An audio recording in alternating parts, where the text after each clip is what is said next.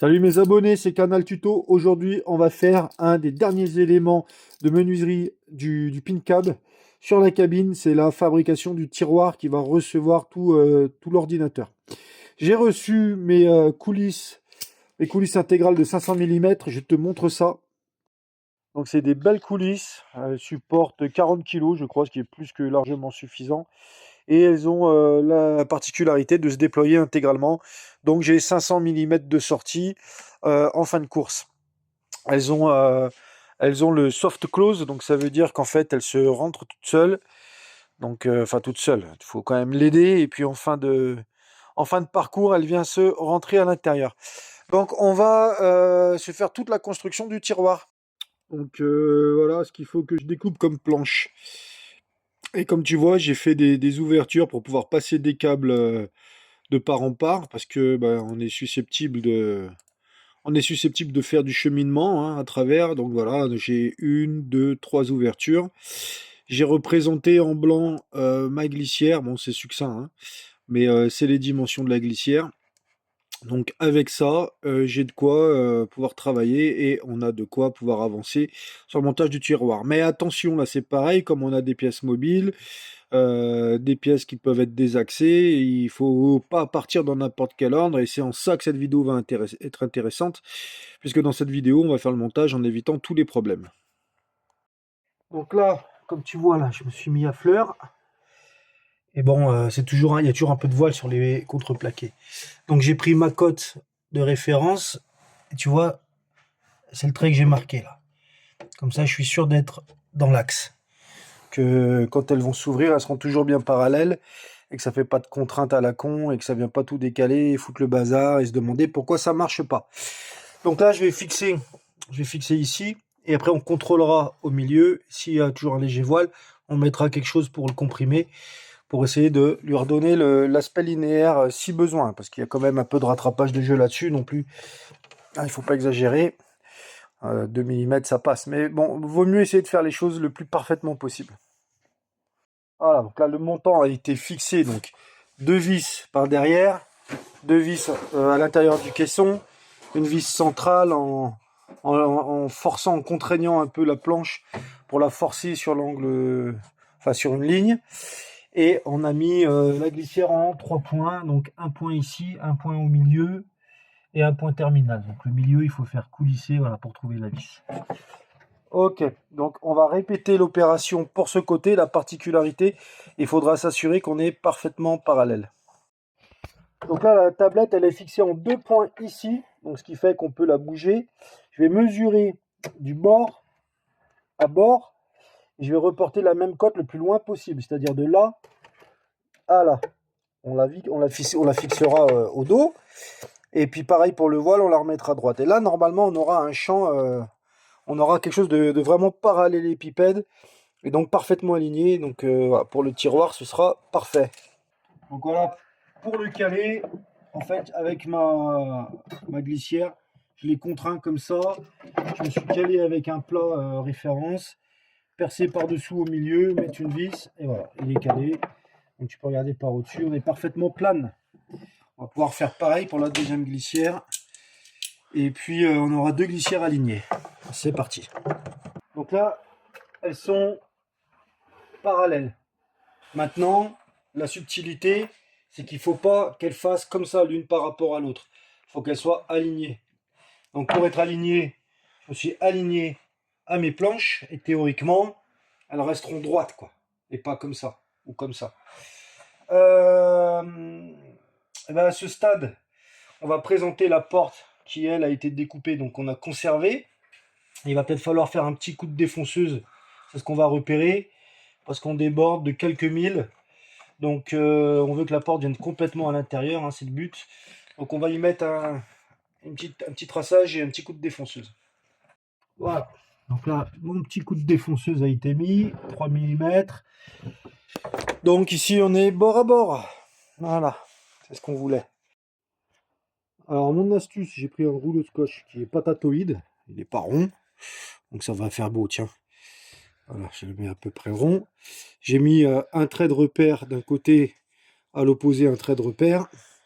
Je mets mes 2 traits de repère sur ma planche. et je trace autour. Voilà. Bon, c'est vraiment patatoïde, mais bon.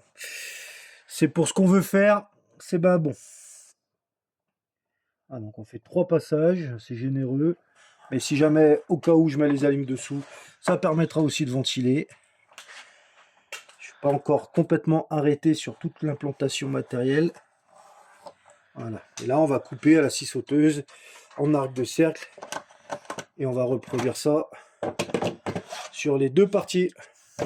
Allez, bah écoute, les passages sont faits. J'ai laissé le fiston dans l'apprentissage de la scie sauteuse. C'est parfait. Et puis voilà, c'est le meilleur moyen d'apprendre, c'est de pratiquer. Donc la découpe, en plus à des endroits qui ne seront pas visibles, et ben ça me fait pas de peine de le laisser un petit peu manipuler. Donc on disait juste avant, on va se faire le plateau. Donc là maintenant on va prendre la cote. Donc là, pour être sûr de l'écartement entre les 2 coulisses, j'ai mis une équerre qui vient plaquer contre la deuxième coulisse. Et donc je prends la mesure au droit de l'équerre, j'ai 38,5 pile. Donc c'est parfait. Donc voilà, on a la cote précise de l'écartement entre les 2 coulisses.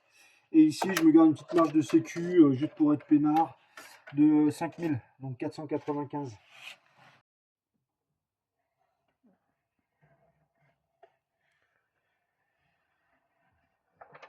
Oh Seigneur, quand c'est ajusté comme ça, qu'est-ce que c'est beau. Oh maman, c'est magnifique. Ça se déplie, tu repousses, tac, et ça se finit tout seul. Ah, c'est beau. Donc là, on a notre plateau. Donc on va se mettre des petites cales ici pour qu'ils soient parfaitement alignés, mais qu'ils ne soient pas plaqués en bas, qu'ils ne viennent pas toucher, sinon on aurait un jour trop important.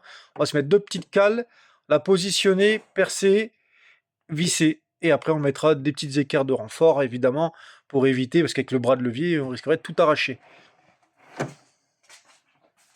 Voilà. Donc là tu ne le vois peut-être pas, mais j'ai 2 petites cales, voilà. Comme ça on a une découpe qui est équilibrée sur les 4 côtés.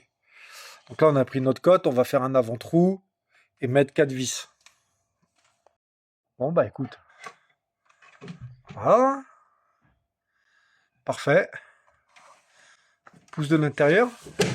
Il va encore falloir faire un trou pour le doigt. Comme on a fait pour le reste. Voilà, c'est parfait.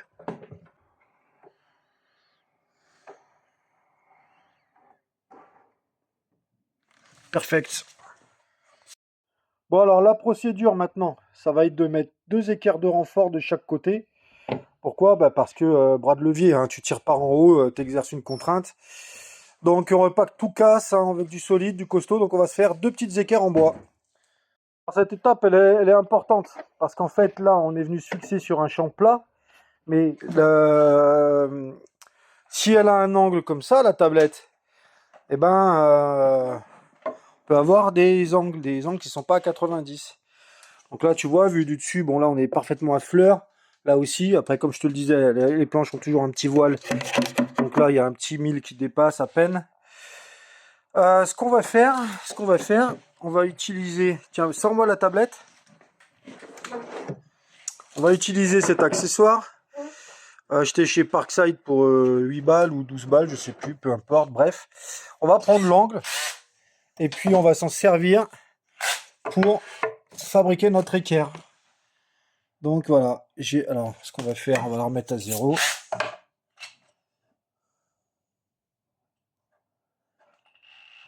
Voilà, je la mets à 0 et je la déplie. Voilà, et donc là, mon équerre me dit que j'ai un angle de 90,7. Donc c'est pas mal, c'est pas mal. Mais vu qu'on veut quelque chose de, voilà, de parfait, bah on va utiliser notre accessoire. On va mettre 90,7. Donc là, j'ai repris avec mes 2 mains, avec le téléphone posé, la cote précise. Donc pour le côté gauche, il me faut 90,4 degrés. Donc je l'ai verrouillé. Ici, pour avoir une référence, parce que ce n'est pas une équerre à chapeau, je viens m'appuyer à plat contre et je vais tracer mon angle. Voilà, il est tracé. Je vais préciser que c'est le côté vertical, ici horizontal. On va prendre cette longueur, et on va tracer à 45 degrés. Donc là j'ai 14. Donc on va appliquer 14 ici aussi. Voilà. Et là on va se tirer un trait.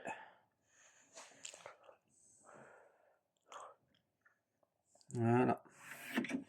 Donc on va découper comme ça, et là on aura une équerre parfaitement adaptée pour avoir un plateau parfaitement aligné.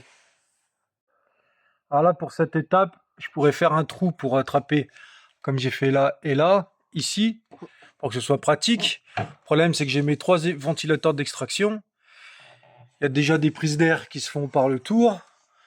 Donc je vais pas rajouter un gros trou de 25 mm qui défavoriserait l'extraction en aspirant l'air par ici, en la refoulant par là.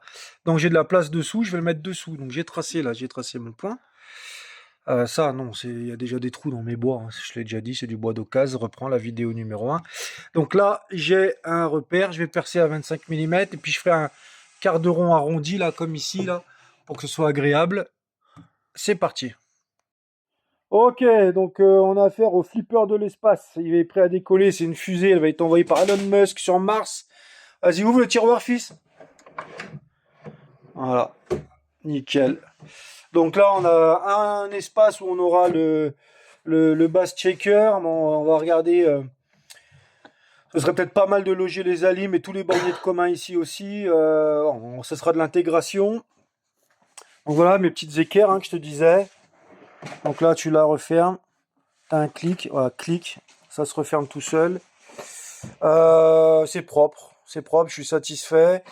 J'ai fait mon trou dessous, comme je viens de te l'expliquer. J'ai fait mes quarts de rond à l'intérieur, à l'extérieur, pour que ce soit agréable au toucher. Donc là, tu le prends, tu l'ouvres, tu tires, tout simplement.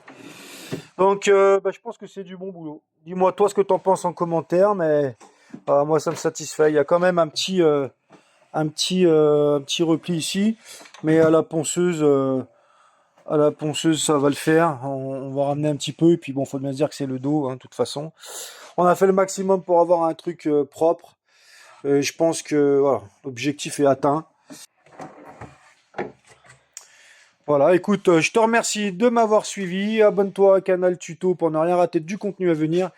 Forcément, si la vidéo t'a plu, pense à mettre un like. Je te dis à très vite et je te remercie de m'avoir suivi. Allez, ciao!